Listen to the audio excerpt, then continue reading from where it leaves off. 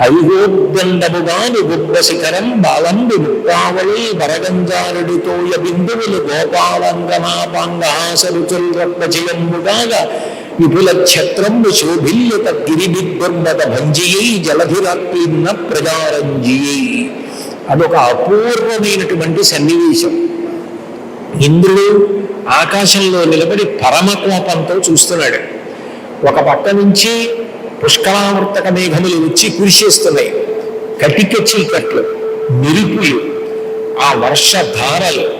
అయినా ఏమీ ఇబ్బంది పడకుండా ఆవులు, ఎద్దులు, దూడలు, గోపకాంతలు, గోపాలురు అందరూ కూడా ఆయన చుట్టూ చేరి ఎంతో సంతోషంగా 7 రోజుల పాటు పోషింపబడ్డారు ఆయన చూపుల చేత. 7 సంవత్సరముల పిల్లవాడిగా ఉన్న కృష్ణుడు 7 రోజుల పాటు కొండని ఎత్తి పట్టి కదలకుండా నిలబడి సంపాదించుకున్న నామం గోవిందనామం. అందుకే గోవిందనామం పలికితే చాట ఉలిక్కి పడతాట. ఇప్పటికీ 7 కొండలు ఎక్కేవాళ్ళు, వెంకటేశ్వర దర్శనం చేసేవారు శ్రీ వెంకటేశ్వర అందరూ. గోవిందనామములు గొంతెత్తి పాడుచు కొండెక్కు భక్తుల గుంపులొకట, తలసీసి ఇత్తుమా ఇలవేలు పంచును తల వెంట్రుకలునిచ్చు ధన్యులొకట, స్వామిని దర్శించి సంతోషమాగక పరమశులకు పుణ్య పురుషులొకట, స్వామి ప్రసాదంబు కన్నుల కద్దుకొని ఆస్వాదించు భక్తుల గుంపులొకట. ఏది ఎయ్యడ చూసిన స్వామి మాట, ఏది ఎయ్యడ చూసిన స్వామి రూపే, సకల హృదయాల ఉండడి స్వామి ఒకడే, స్వామి నటించుచుండు ఈ శైలమందు అంటారు. ఏది చూసినా గోవింద. అందుకే మీరు చూడండి, ప్రత్యేకించి తెలుగునాట ఈ గోవిందనామానికి ప్రఖ్యాతి ఎక్కువ. పిల్లవాడు పుట్టి కొంచెం పెరిగి పెద్దవాడు అవుతుంటే అమ్మ వాడి చేత ఇలా 2 చేతులు పెట్టించి జోగ పెట్టించారని ఇలా పెట్టించి గోవింద గోవింద అని నేర్పుతుంది. వాడు కొంచెం పెరిగి పెద్దవాడైన తర్వాత ఏ మంగళ కార్యం, ఏ శుభకార్యం జరుగుతున్నా కూడా, అన్నదానం చేసినా కూడా భోజన ప్రారంభకాలే గోవిందనామస్మరణ, గోవింద గోవింద. అన్నం తినడం మొదలు పెట్టేటప్పుడు గోవింద, అన్నం మధ్యలో భోజన స్వీకార మధ్యకాలే గోవిందనామస్మరణ, గోవింద గోవింద. ఆఖరికి భోజనం అయిపోతుంటే భోజన పరిసమాప్తకాలే గోవిందనామస్మరణ, గోవింద గోవింద. తిరుమలలో వైకుంఠం క్యూ కాంప్లెక్స్ లో కూర్చున్నప్పుడు తలుపులు తెరవకపోతే గోవింద గోవింద అని అరుస్తారు. తలుపులు తెరిస్తే సంతోషంతో గోవింద గోవింద అంటారు. స్వామి దర్శనం అయ్యే వరకు ఆ గోవిందనామం చెప్తూనే ఉంటారు. ఆఖరికి పరీక్ష తప్పిపోతే గోవింద కొట్టేశాడంటారు. ఇక కదలని రీతిలో ఊపిరి ఆగిపోయి పడిపోతే నలుగురు కలిసి పట్టుకుని పైకి ఎత్తేసేటప్పుడు కూడా గోవింద గోవింద అంటూ ఎత్తేస్తారు. గోవిందనామానికి అంత ప్రఖ్యాతి. ఆ గోవిందనామాన్ని ప్రచారం చేసిన వారు శంకర భగవత్పాదులు. భజ గోవిందం భజ గోవిందం గోవిందం భజ మూఢమతే సంప్రాప్తే సన్నిహితే కాలే నహి నహి రక్షతు దుఃఖృంకరణే అని ప్రచారం చేసింది శంకరాచార్యుల వారు. అంత గొప్పది గోవిందనామం. అటువంటి గోవిందనామం రావడానికి 7 రాత్రులు 7 పగళ్ళు కొండ ఎత్తి పట్టుకుని ఆయనని కొంతమంది నమ్మలేదు.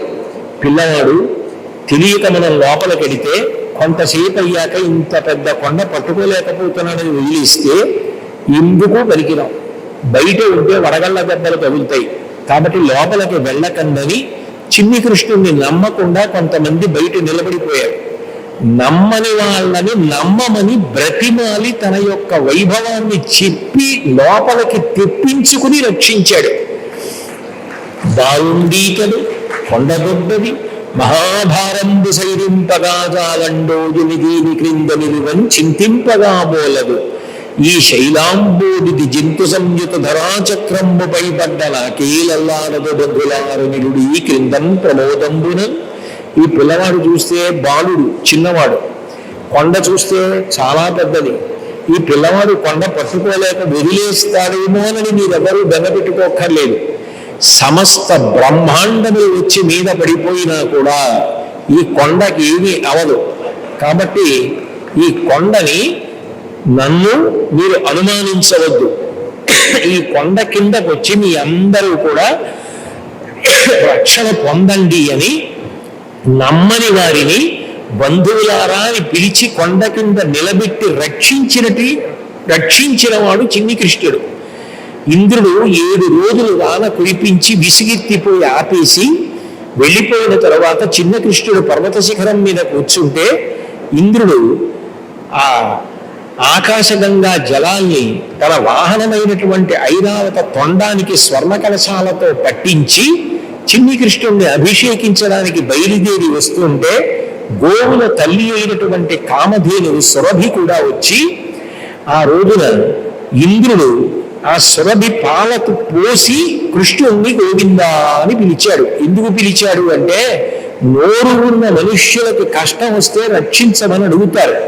నా జాతి ఆవులు, నా జాతి దూడలు నోరు లేనివి, అంత పవిత్రమైనవి, అంత గొప్పవి, అటువంటివి ఇబ్బంది పడుతుంటే కృష్ణ నువ్వు గోవర్ధనాన్ని ఉద్ధరించి పైకెత్తి నా గోజాతిని రక్షించావు కాబట్టి, గోవులను కాపాడిన నాడివి కాబట్టి నీకు గోవిందా అని పేరు పెడుతున్నానని కామధేనువు ఆవు పాలతో అభిషేకించి పిలిచింది. అప్పుడు గోవిందనామం వచ్చింది. అందుకే ఈ గోవిందనామం వచ్చిన చిత్రపటాన్ని ఒక్కసారి చూసి నమస్కారం చేసిన, ప్రదక్షిణం చేసిన అది ఎంత గొప్ప ప్రదక్షిణం అవుతుంది అంటే గోవర్ధనోద్ధరణం చేసినటువంటి కృష్ణ భగవానుడికి ఆ సంతోషంగా ఉన్న గోపాల బాలురు గోపకాంతలు తన కన్నులలోంచి అమృతంతో పోషిస్తున్న వాడికి కలిపి ప్రదక్షిణం చెయ్యడం ఎప్పుడూ సాధ్యం కాదు. ఎందుకనంటే అయిపోయింది గోవర్ధనోద్ధరణ. కానీ మనసులో అది భావన చేసి ఒక్కసారి ఆ చిత్రపటం ముందు నిలబడి అది పెట్టుకుని చుట్టూ తిరిగి వచ్చి గోవిందా అంటే చాలు. ప్రతిరోజు అంత మంచిది.